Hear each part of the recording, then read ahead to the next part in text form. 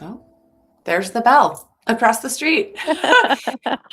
Wonderful Feminary is in timing. session. Seminary.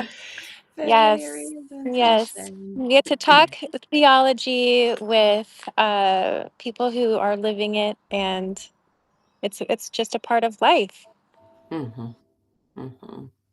So we're doing chapter 4, and I'm outside. I have the most lovely weather in my part of the world. Mm, So beautiful.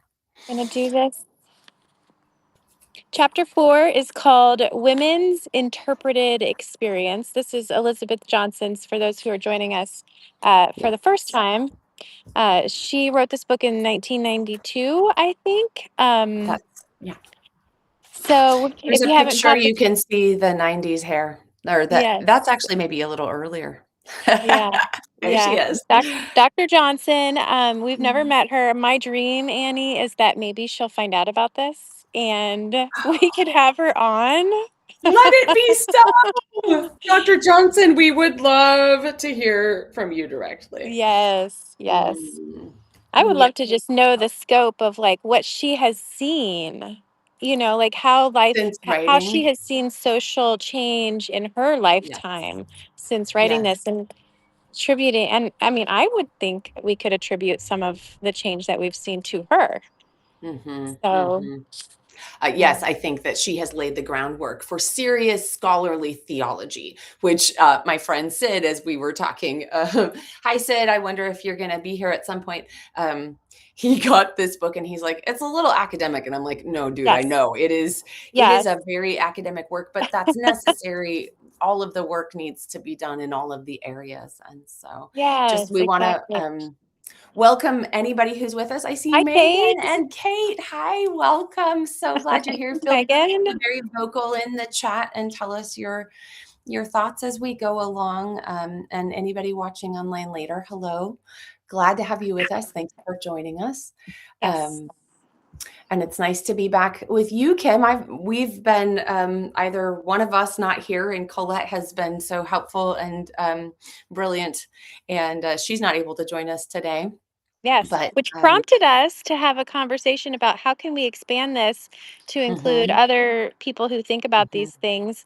mhm. So we are considered next week. We have to kind of come up with another plan. So if anybody has this book and wants to talk about it, we're also going to ask another friend who wrote her own book that is almost, I would say, almost like an offshoot of this book. Yes, Totally. Love Like a Elizabeth Mother. Arquette. We're Mhm. plugging this book so much because Elizabeth is just a beautiful soul and a beautiful writer. And I hope she can come next Friday, but we're not promising that yet. We're not promising. We are hoping. We're putting We're that out hoping. there. But may it be Yes. so. May it be I so. wanted to I wanted to start with before we really get into this chapter. We are now into part 2. So part 1 was called, I'm scrambling here, I'm not really prepared for class, background speech about God at the intersection of mighty concerns. Mm. And so we have explored the introduction and the first 3 chapters, and actually we did chapter 3 twice because of my error last week. But now Well, we you are just needed venturing. to have that session yourself too. It was so yeah, there was a lot there. When I talk about these things, I feel like it's doing something for me every bit as much as for anybody who listens. And I Oh feel yeah. like there is here's the metaphor. Let me see if I can put it into words that make sense. It works in my head. Like my understanding of who God is needs to be inflated more and more and more like an ever expanding balloon. And I feel Mm. like in every one of these conversations and in those, in the chat and when people email with me and all of these things, it feels like another area of my understanding gets expanded or gets challenged or gets light shown on it that I hadn't gotten there yet. Like there's so Yeah. much to explore as we are doing expansive theology. Hi, Shelley, we love you. Hi, Um, Greg. if she's here now or later. Um, Shelley Shepherd has a podcast called Expansive Theology, I think. Oh, yes, yes, Um, yes. I thought she yeah. had just joined. No, no, I don't think she is, but there's someone called Do Not Subscribe. Yeah, Hello, that's welcome. that I know that person Oh, you intimately. know that? Oh, okay. Hello, Do Not That's Subscribe. my love, my love of my life. Hello, Mr. Eckhart. So it feels like in all of these conversations, my awareness, understanding, picture of God just gets expanded a little bit more. So, Yeah. yes, doing that chapter was really important to me. But now we are venturing into part 2 of this book. It's called Foreground Resources for Emancipatory Speech about God. And I loved what you said there about like expanding your understanding of God. Because if I were to try to translate the word theology, if somebody had never heard that word before, because it Mm, has a lot of mhm, baggage, mhm. and it can sound very academic, and this book is very academic, but it Mhm. also can be as simple as how do we understand God? How do we Right. understand the divine? And this Yeah. book and this chapter specifically, the whole book is about how to can women as human beings having these experiences in life help us understand God. And this chapter Yes. specifically is called Women's Interpreted Experience. And it's like, how Mhm. does the experience of women help Mhm. to expand our understanding of God? And Yes. I'm it's gonna put this up as just, an illustration of what you're talking about right now. It's like being oh, a librarian and showing the pictures while you're reading the yes, story. like a weaving. Like, how does a picture of Mhm. a woman weaving a tapestry? How does that give us Yeah. an expanded understanding as a metaphor for the divine and the divine's way of operating in our lives and in this world? So, Mhm. um, yes, so she is, taking this idea of Imago Dei, and she introduces the term Imago Christi as well. So, I know you had some I have some resonance. feels You have some about feels. the I do, about that Yeah. term. Shall we start there? Yeah, yeah. Okay. So, as some folks already know, I am coming to the end of my theological studies. I'm getting pursuing a master's degree right now, and I have a couple more papers to write before I get to my thesis preparation. So I'm coming to the close of this beautiful journey in theology and realizing I've never heard this term before. So, Dr. Johnson, thank you for this term, Imago Christi. And it's a term that I immediately, like my heart swelled up when I heard it. I've heard Mm, Imago Dei a whole bunch, and we start there. We start with our grounding of what does that mean? For those who don't know, Imago Dei is Latin for image of God. And it's rooted in the Hebrew scriptures in Genesis 1:26 and 27, when God is having an inter-deity conversation. So it's a plural God, Elohim, discussing, let us make humans in our image, let us make them male and female. And so right there, the concept of all humans are image bearers of God, because God says, let's make them in our image. And I've heard that the whole time I've been in my theology courses, but I have never until now run into the term Imago Christi. And I was like, wait, could we bear Christ's image? And here is where Dr. Johnson is rooting this reality.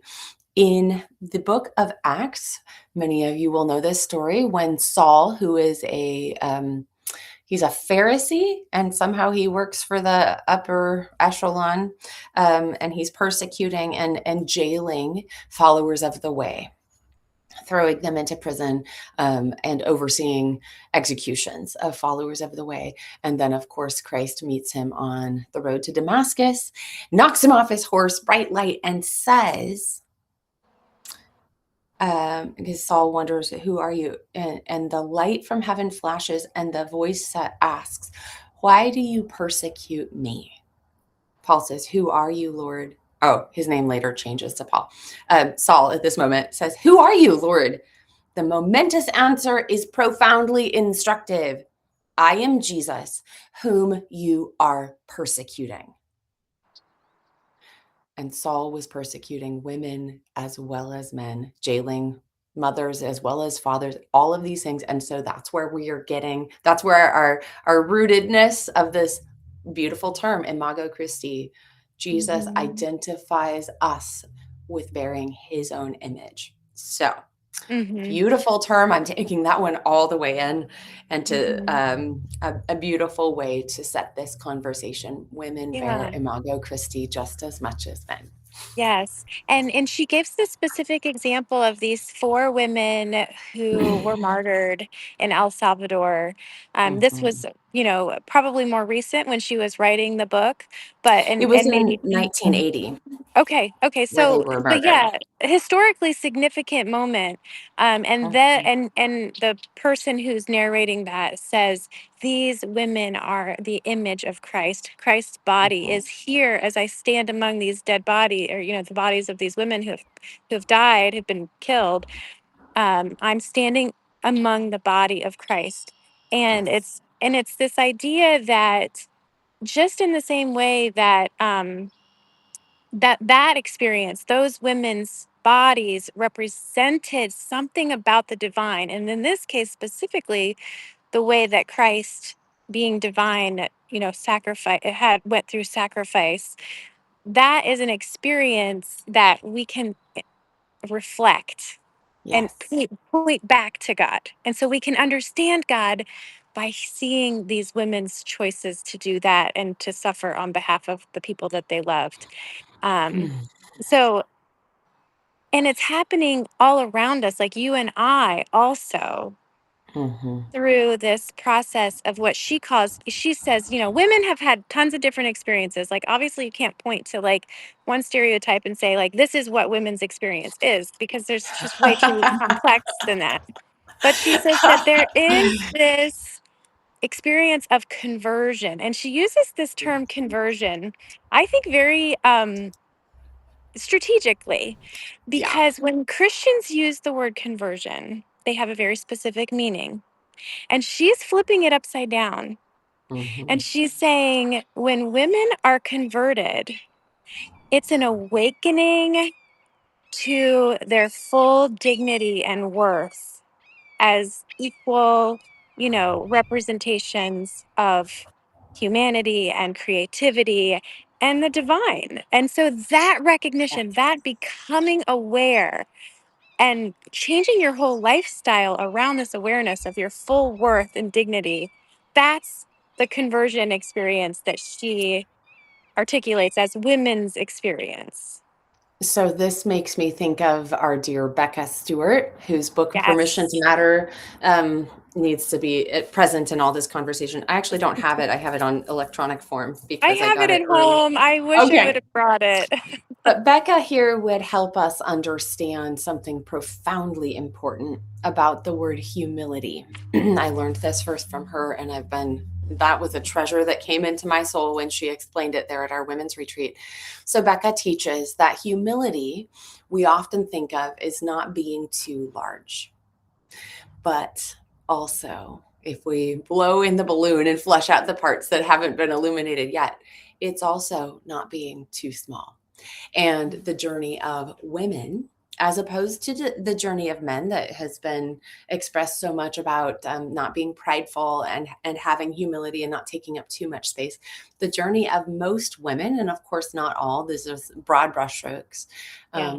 is to learn to take up our proper amount of space, which means speaking, not holding our voice back, not closing our throats, not Being muted, worrying. as Heidi would Not be say. yes, Heidi, right, being unmuted and not doing the gymnastics of, if I say something, what will the effect be on the other person, to the point that it silences us. Certainly there's always goodness to wonder how we will be received, but women, most of us have had the experience of that taking over and keeping us small. And so Becca would teach us that humility, proper humility, Christian humility, is also not being too small, because then Yes. in the hampering of our voice, of our experience, of what we have to offer, we are limiting Christ. We are literally limiting the imago Christi that we bear and keeping Christ out of the room when we silence Mm, ourselves, when we allow ourselves to shrink back and be too small. And as mm, Dr. Johnson says, our work then is to awake from the deep abyss of human existence in real encounter with divine power and glory. mm. So we are, our Yes, work is to awaken. yes, and I feel like I almost wanna, like, quote her, what she says about the because I feel like depending on how you grew up, like if you grew up in the church or if you had a lot of experience and formation in Christian theology, that's classical theology, right? Mhm. Which she says typically connotes the process of disowning oneself or Mhm. divesting oneself of ego in Mhm. order to be filled with divine grace. And so Mhm. she says, but we like as feminist theology, that classical theology, that classical way of interpreting it is taken from this perspective of the ruling male who obviously has this temptation towards the sin of pride and self assertion against others, over against others. So if pride is the primary block on the path to God, then it is Mhm. indeed decentering the Yeah. rapacious self. That is the work of conversion. But the situation is different when this language is applied to persons already relegated to the margins of Mhm. significance and Mhm. excluded. So for those people, conversion as loss of self, turning this robs them of power, and they maintain a subordinate position for the benefit of those who rule. Mhm. She just nails it. She just goes straight to the heart. Yes. This is a little bit of a tangent, but I want to bring this in right now.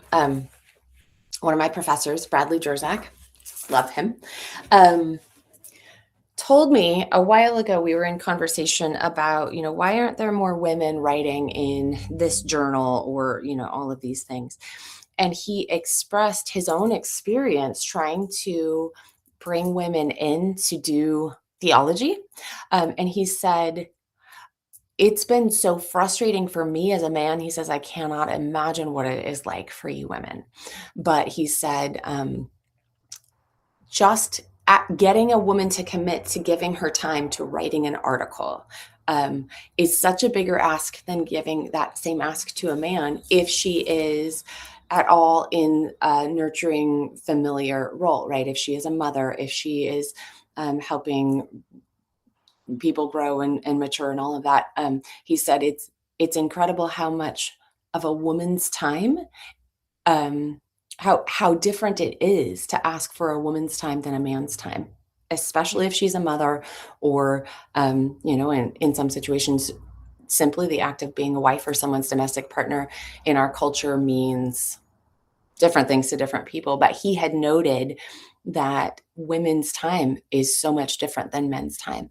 Mm, And I've been thinking about that a lot, and it's really fascinating working with within the context of, yeah, I'm still raising teenagers, I'm all of these things, and my time to be devoted to my work, um, always I am balancing against what my family's needs are and all of these things. And that's not to say that good men and fathers and dads do not also do that, but there is a different commitment, I think. And when I step away mhm, to do something, my family is like, well, what are we going to do?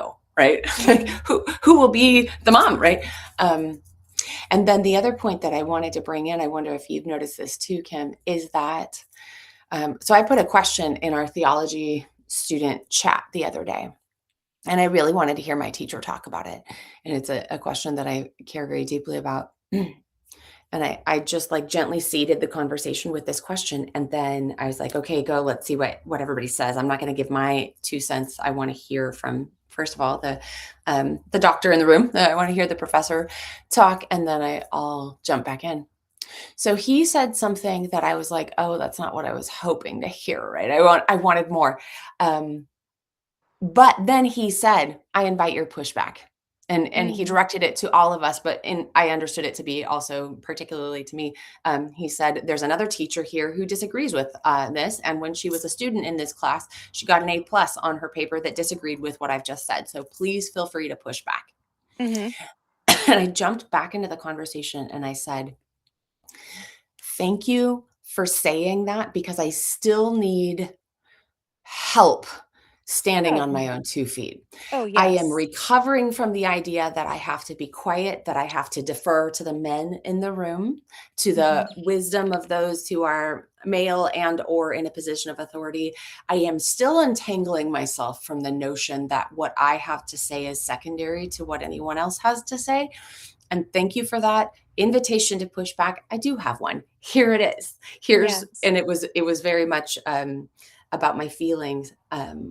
So I wanted to bring that story in because men, good men of the world of Substack who are watching this, um, sometimes men ask like, "Well, what do I do? Like, I'm doing my work. I'm trying to understand that I am a man, that I've been programmed to take up too much space, that you've been programmed not to take up enough. What do I do?" And to you, I would say thank you for having that question. Bless you, brothers, for that wondering. Mhm. Um, and I would say, my professor said, "This is frustrating. I can't even get women to commit to writing in this journal. It's so hard. I can't imagine how frustrating it must be to be a woman." Thank you. Please keep wondering how frustrating it has been. And Mhm. please keep um, reaffirming. We don't need permission, but we are greatly helped. At least I am greatly helped by a man reaffirming that it's hard for me to push back, but that Yes. that you welcome it and that Yes. you wonder and that you are curious. That is so useful. And I want you to know we like welcome it and thank Yes. you because like I think about the guy that Jesus healed from, and he'd been on his mat for however many years at the pool of Bethesda, right? And he's been crippled. And Jesus says, "Well, take up your bed and walk." I imagine that there was some time in there while he was standing and the blood had to flow back through his legs and he probably had the tingly feeling. Um, that's what I experience a lot. Like I'm going to stand on my own Mm. 2 legs, but it's taking a minute and it Yeah. hurts. It's Well, there's a painful and lot of it's scary. learning. It's yeah, Yes. it's like unlearning and relearning, and she talks about, like, the conversion experience is, it's a process of putting these, what she says, new ways of living to find what has been lost. And so it's kind of taking this new sense of like, okay, how do I take up the appropriate amount of space in the world Mhm. and become an agent of history in the Mhm. same way, Mhm. as a person who is empowered. And what I loved about, I was like so excited about this section where she talks about the solidarity of sisters in this process. Mm. And I said, yes, like that is what we are doing. Like what we have created. Annie and I have this Mhm. wonderful group of women who have come together. And really, I mean, just the way she describes it, it's like so specifically like whether she says the element of community is found in women's solidarity with each other, either face to face or in far flung networks, right? That's us, united by the spoken or written word and freely chosen action. And she's like forming these communities of discourse is a part of our liberation. And what I Mhm. love about what you're saying is that yes, it is the solidarity of sisters, and it is bringing in the men who understand and empathize and have, recognized the beauty and worth of women and recognized their part in promoting them to Mhm. really fully Mhm. come into who they are. Mhm. Um, it isn't just a solidarity of sisters, it's a solidarity of people who have this consciousness Yes. of the liberation that's needed, that's required Mhm. for us, for humanity to fully become what we were intended to become. Absolutely. As she says, true feminist theology, which the word feminist might mean any number of different things to any number of different people. But by this, we mean the understanding that women are fully human and the Yes. desire for the flourishing of all, right? And she says true feminist theology seeks what's the word, mutuality, radical mutuality, Mutuality. all Hmm. of us having this space that we need. My friend Lauren wrote a poem, and one of the lines is, God, that I wish to come into my right size. All humans coming into our right size, whether that means we've been too big and engaged with the sin of pride, which in Latin, by the way, did you know it is superbia? I just think that needs to be like a Netflix drama called Superbia, right? All the ways that pride, right? Or if we have engaged in the sin of what Becca teaches about self abnegation, Yeah. being too small in order for other people to, right? But feminist theology wants to see everyone come into our right size, whatever that Mhm. means for us, um, Yeah. and and and give. Sometimes that meaning means giving deference to people who have systematically been suppressed. And so, like, I want to mention people of color here, because oftentimes um, in a room with different sorts of folks, the white people who haven't recognized their own internalized white supremacy, white superiority, have that we take up more space and we crowd Yes. out people of color. And Yeah. so I am conscious of that when I'm in a room with people of color, primarily women of color, children of color. um, Yes, and I think that there's so much nuance to this because like you're saying, like I can develop a little bit of too much space in certain contexts based on like, yeah, mhm, because of white supremacy. And also I think men may not take up as much space as, like so there's kind of like the ruling male, which is a certain mhm, personality type, mhm. you Yes. know? Yeah. And not every male has that personality type. So there's just so much nuance here. And I think men can learn from this idea of becoming full agents too. It's Mhm. not, it's, we're all archetypes and we're all like trying to point to something bigger. Not saying that you're siloed into this particular Right. category, but like we all kind of like Yeah. have these different like nuances to how what our experience is. It's not black and white. No, it changes. It's like prismic, right? I've got this prism here that I bought this recently for the head shaving event. I'm very excited this will be featured. It comes through differently at different times, right? And it's fluid. And a good question is, how much space ought I take up here? And ought is an interesting word because it's tied to should, and I don't like to should all over ourselves. But um, Mhm. how am I taking up more space than is good right now, or too little space? Am I just the right size here in this room, in this conversation, in this relationship? um yeah, it's not static. It's definitely a fluid conversation we all need to have internally all the time. Yeah. I want to hit on one more thing before we wrap up because I think so when we're talking about women's experience as a kind of like a roadmap or like something to help inflate that balloon that you referenced of like our understanding of God. And we kind of use the lens of women's experience. We have kind of two options, right? We have, and she kind of talks about this, we have our current instances Mhm. of women flourishing and we have historical instances. And she kind of points to this idea that, like, once we start to open up this kind of field of thought and inquiry, we begin to see that, like, women have been there all along. We might have Mhm. overlooked them. And especially when it comes to, like, Mhm. obviously both of us come from the Christian faith tradition.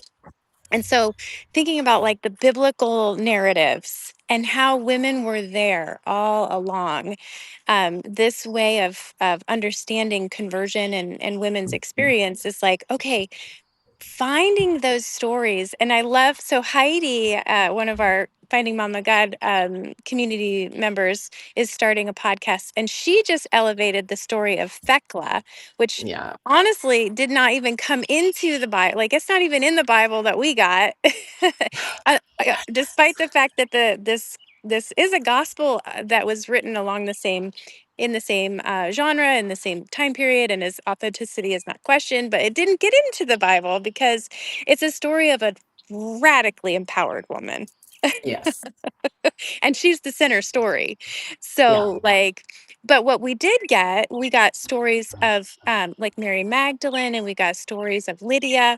So some of the women that I've encountered on this journey are doing the work of reviving those stories. I mean, Mary Magdalene, this is a worldwide phenomenon of It women is. encountering her. She's kind of the Uh-huh. queen of this movement, Yeah. of encountering her in the narrative, and seeing something in that that's like, wow, you just blew my mind about about, talk about expanding your consciousness of, or your understanding of God. um Mhm. but I know you've had a lot of experiences of kind of exploring both historical and kind of present day instances, and I think your own story of um your protest your dance, your resist dance, like that's an occasion for kind of like a modern day instance of what we're talking about. Yes, right. Finding ourselves at the center of the story, even though it's not been told that way by the mainstream writers and publishers and whatever, back and back and back to the fourth century, but recognizing women have always been front and center in the story. And it was actually my friend Sid who pointed this out to me, that Mary Magdalene and the other, I call them the myrrh bearers. And there's actually some fascinating, I'm not the only one who calls them that. There's some fascinating connections to the myrrh bearing women who were carrying the spices and the herbs. Oh, myrrh. Um, Okay, okay, I get Myrrh, it. and yeah, right, myrrh. That I have the oils someplace, um, and a connection there to the archetype of the mermaid. Fascinating. Okay, but anyway, we won't go Mhm. there. But that exists, right? If you want to explore that, the mer bearing women of the Bible are actually mermaids. Okay, so um, not really. No one send me emails about how I've gone off the deep end. Um, okay, so Sid pointed this out. I had not seen this, and Sid really loves to look through the lens of Scripture and find treasures. And he sent an email to me and he said, "Look at this." Um, Jesus admonishes the male disciples after he has appeared to Mary Magdalene and in other gospels, some other women, the mermaids, and they go back and tell the men, and the men don't believe them because they're women and because it's a fantastical story, but also because they're women. Um, and Jesus appears and he says, "You have not believed the prophets." And Mm, Sid goes, "I think he's talking about the women. I think Jesus is naming Mary Magdalene and the other women as the prophets that the men right. did not believe." And I'm like, And you would never "Oh, see that. Yeah. right. So Yeah. good. So good and Yeah. affirming. And like you were saying with your friend who's exploring the Lydia project, Yes. um, right? Is the same thing, Yes. looking back at scripture and going, oh no, women have been front and center the whole time, even if our stories have not been centered. But we Yes. were always here and we were always having experiences with the divine. And now can we go back and remember ourselves as we look Yes. through the lens of what we have? Yes. She calls it, Dr. Johnson in the book calls it narrative remembrance. And yeah, the Mm. woman, she's a fellow Substacker, a friend here on in the Substack sphere. Laura Morton is, and I think it's actually called the Lydia Effect. Oh, the And what Lydia she's, effect. yeah, so what she's, and I think what that effect is when she says that, I think what she's saying is the same thing what Elizabeth is saying when she says the conversion. It's the Lydia effect is like, I am doing narrative remembrance of a character who gets one line in scripture. Right. But but with our But who has a whole story. imaginations, yes, with our imaginations, we can reconstruct the story about this woman who basically starts a church out of an encounter with Jesus, in actually no, I think I'm not, yeah, did she meet Jesus or did she meet his disciples later on? I think it might have been Who later on. Sorry, I got distracted. I'm chatting in the chat with David, and I'm wondering if this is the David that I chat. Have you ever been to one of our meetings, David? I know you have to go, but I'm super curious. He wants to talk about mermaids. Okay, what's your question? um, well, I'm trying to refresh my memory on Lydia's story. And so Okay. this is a challenge for me to go back and do some narrative remembrance of my own and revisit some of Hmm. Laura's work to really remember how did she how did she encounter Christ and what fruit was grown out of that? Because she basically started a movement um, based on her encounter. And what a beautiful story for us as women Yeah. to take as a model and as an example for our own lives. Like, why can't we start a movement? Why can't we? That's so fascinating because all I know about Lydia is that she's this powerful woman, kind of a prophetic figure who sells purple cloth. That's all I know. Yes. Because her story, as you say, like the one liner, but it's so important to recognize that people who are only given one line in scripture, like I think about Bathsheba, she doesn't have a very big speaking role, if anything at all. But like those women had a whole full blown story where they were the Yes. protagonist in their own stories, whether they recognized it or not, whether they Yes. viewed themselves as the central figure in their story, or I'm just here to support other people, which is unfortunately the reality of so many of us femmes, um, that we think we're just here to help other people live and express themselves, and we don't really recognize that no, we're here to also be ourselves. um, but it Oh, I makes me just so want to say, curious. so there's one more. I just discovered this one yesterday. Okay, this is Old Testament, but the story of Elijah and the widow. Do Yeah. you remember this one? Why Hmm. doesn't the widow get a name? First of all, Oh, this story is mm, so interesting. Okay, and I feel like we could do some narrative remembrance of this woman and her experience of God. Like, how do we understand God more through the widow? She was young, like she had a kid, like when they talk about it, the kid was in her arms, like the baby dies, right, or is not breathing. And so this is a young mhm, woman encountering God. mhm. And not, like we hear the word widow and we just kind of write her off as like, oh, well, what? Oh, she's a widow. Nah. Well, like she did what worth or dignity does she have? But yeah, so narrative remembrance is a piece of this. The other piece of it is how do we elevate and tell the stories of just ordinary lives of Yes. women. So, Yeah. and this is where Elizabeth's book is going to I have so much hope for this book Mhm, to mhm. unlock the stories of ordinary women doing the labor of love sacrificially, changing diapers, putting babies into strollers, getting the groceries. I mean, the constant love that you Yes. show as a mom, and men too, and dads too, Mhm. in the caretaking role of young children. Both my husband potty trained both our kids, and he did all of it. Yeah. Um, Yes. but the connection between that and the love of God, how does that Yes. provide a window to Yeah. show us who God is? And so I'm so excited about her book because it's doing that narrative experience of women's or narrative of women's experience as a window to inflate that balloon of divine understanding. So much.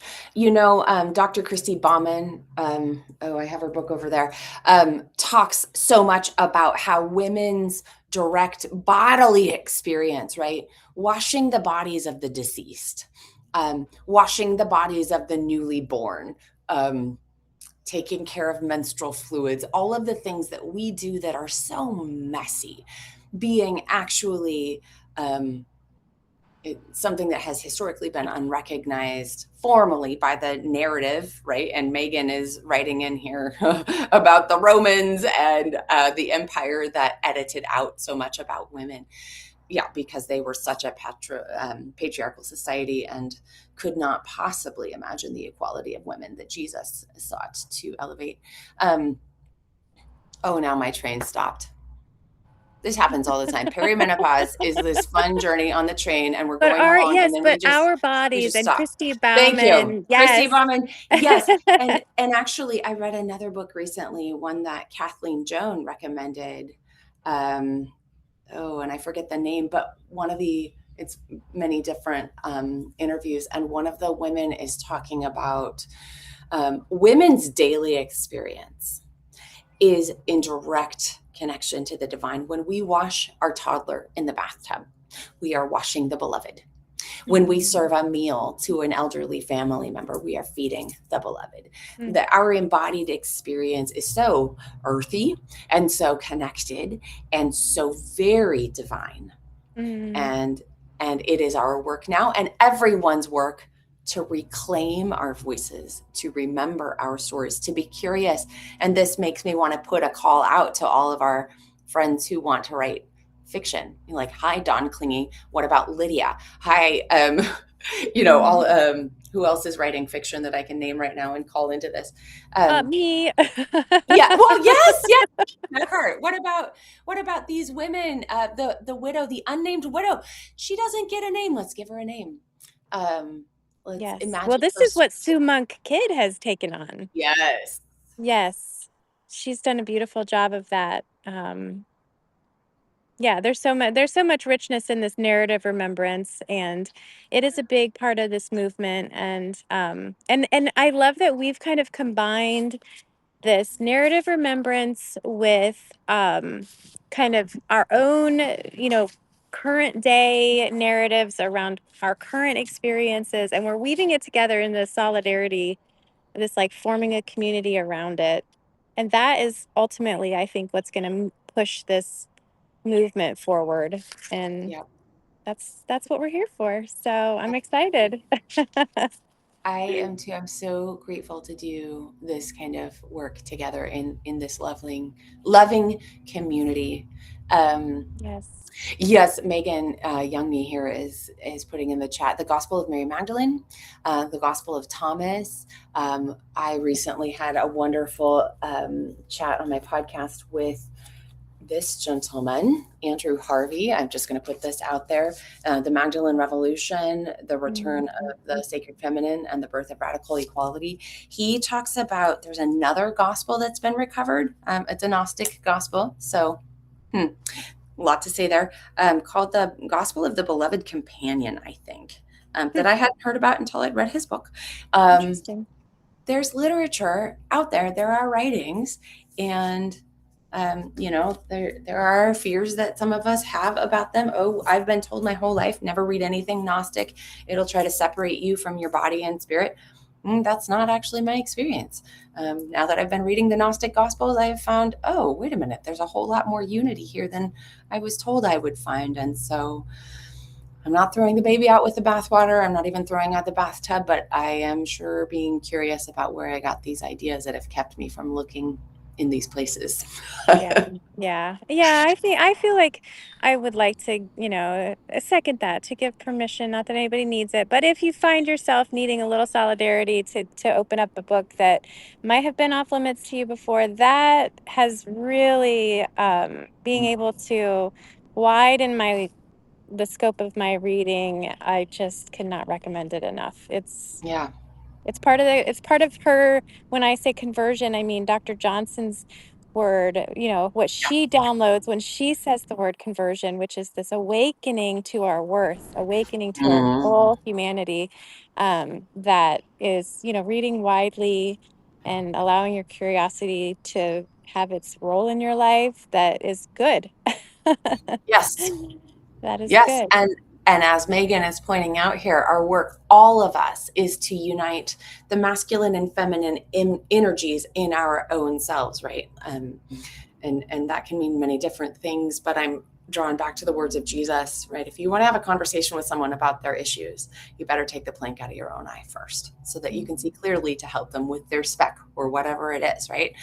Our work begins in our own integration, our own Yeah. fusing and reuniting, remembering of these parts of us that have been separated and some of them hauled off to the basement or whatever, reuniting our own selves, and Yes. then It's hard work. in community. It is hard work, yo. Not gonna lie, this is Yeah. exhausting. Yeah, but it's really sweet when it's done in community and yeah, so In mutuality, in mutuality. the rising Yes, for tide raising sure. all ships. For Yeah. sure. Well, I'm excited about our next week. I'm gonna read chapter 5 in case I can find somebody else who has the book besides Annie. Colette, I'm kind of looking at you.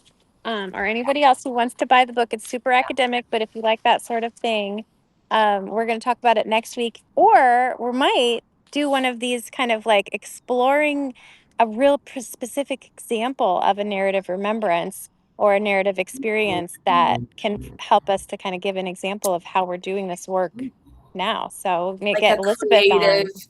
a creative uh, workshop of sorts where we put our minds and hearts together and breathe some life into a story that Ooh, the main character has only been given one line in. yes. Ooh, Ooh, I I love that love it. idea.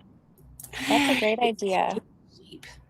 All right. Well, we're well past time, Annie. So, but I'm so glad we had so much feedback in the chat. It was great to Yeah. hear from Thank you you all guys. for being here. Thank you. Much Yeah. love to you all today. Go forth and do the things. It's a beautiful day to be yourself. Well said. All right. Thanks. Mwah. Bye. Bye, everyone. Mwah.